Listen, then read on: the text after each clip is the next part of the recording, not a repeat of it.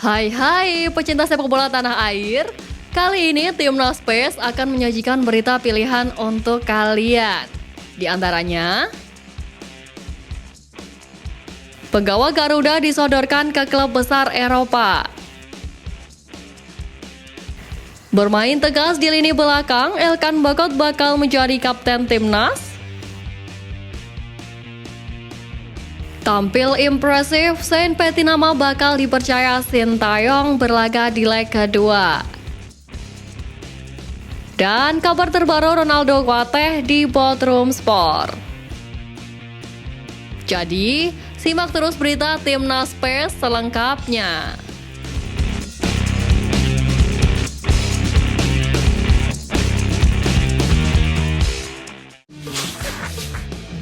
Salah satu rival Timnas Indonesia di grup D Piala AFC kini semakin menunjukkan taringnya. Terbaru, Jepang berhasil mengandaskan tim benua Amerika yakni Kanada. Ini adalah pertemuan kedua antara Jepang dan Kanada dalam kurun waktu kurang dari 1 tahun. Pada November tahun lalu, kedua tim juga saling berhadapan di laga uji coba menjelang Piala Dunia 2022.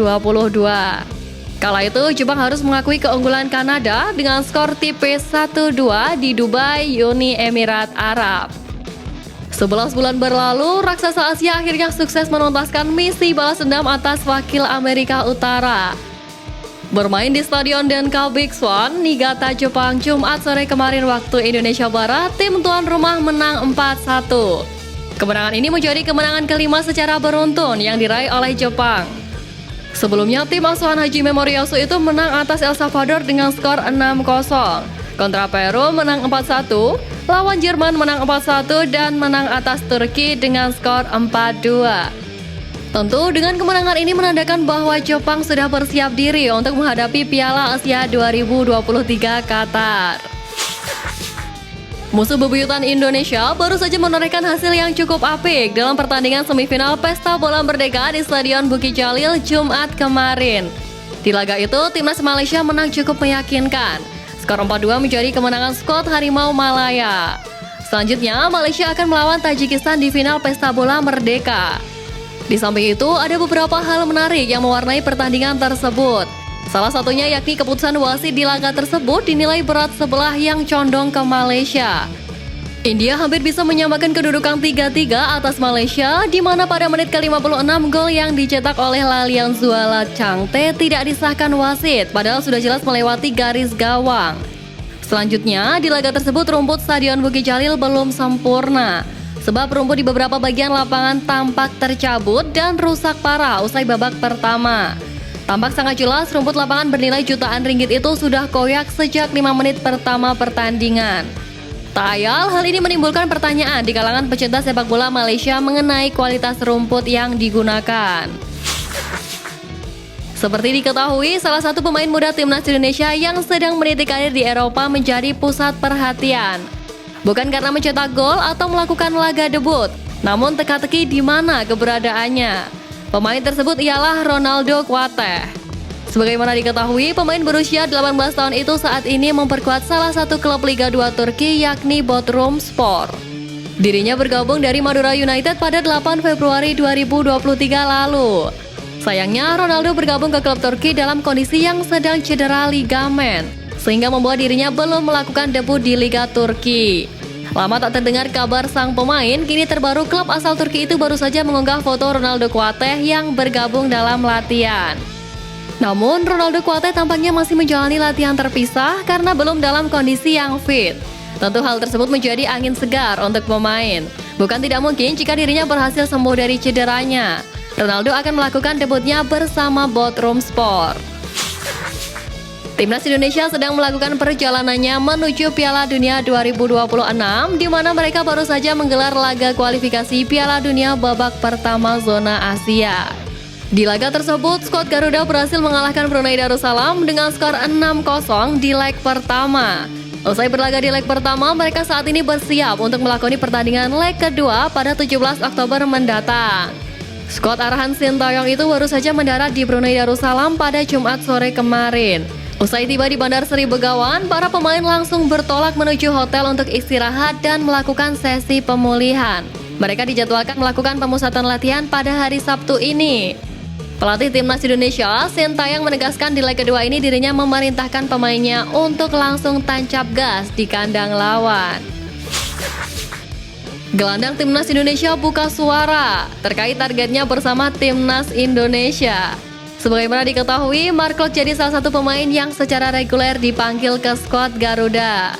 Mencatatkan debut saat laga melawan Bangladesh pada 1 Juni 2022, namanya seolah jarang digantikan di lini tengah.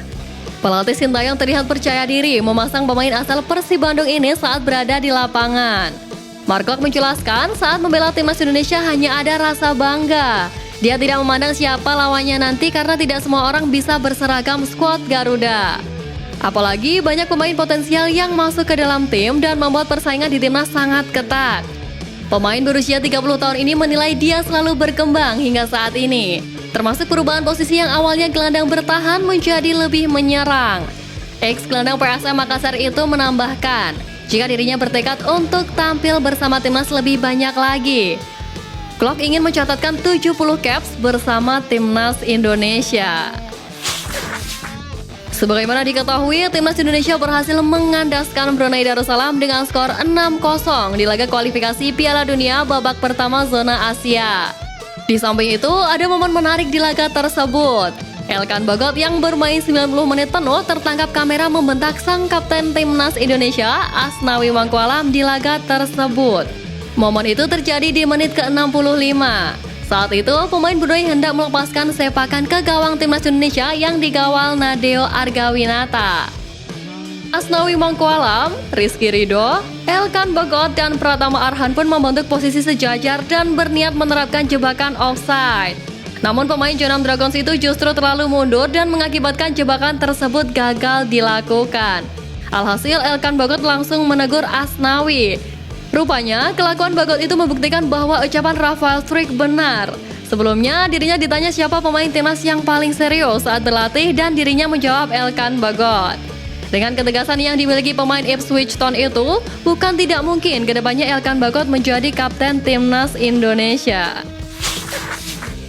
Ada kabar bahagia menghampiri striker muda yang dimiliki Timnas Indonesia.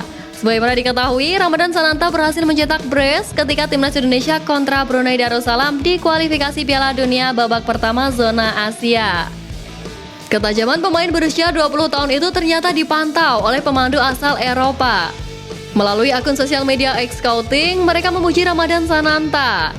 Menurut mereka, statistik sepanjang karirnya benar-benar bagus sebagai seorang penyerang. Akun tersebut juga menyoroti karir penyerang muda itu. Bahkan dalam caption tersebut juga mendesak klub-klub dari 5 liga top Eropa diminta untuk mengamati permainan dari Ramadan Sananta bersama Timnas Indonesia. Sananta dinilai punya kelebihan sebagai mesin gol dan punya kualitas dalam membantu tim dalam fase transisi. Penyerang 20 tahun itu juga disebut punya gaya main mirip ex-penyerang Timnas Spanyol yaitu David Villa saat masih muda. Kemenangan Timnas Indonesia atas Brunei Darussalam dengan skor 6-0 saat ini memang masih sedang hangat menjadi bahan pembicaraan di tanah air. Namun ternyata tak hanya menjadi bahan pembicaraan di tanah air saja. Kemenangan skuad Garuda itu juga ternyata disorot oleh media asal Vietnam yakni The Tau 24/7. Dalam artikel tersebut, mereka menyebut Timnas Indonesia hanya menghadapi tim lemah di kualifikasi Piala Dunia. Mereka juga menyebut bahwa Timnas Indonesia berada pada ranking FIFA yang terlalu rendah. Sehingga skuad asuhan Sintayong harus melalui putaran pertama lebih dulu, tak seperti Vietnam yang langsung ke putaran kedua.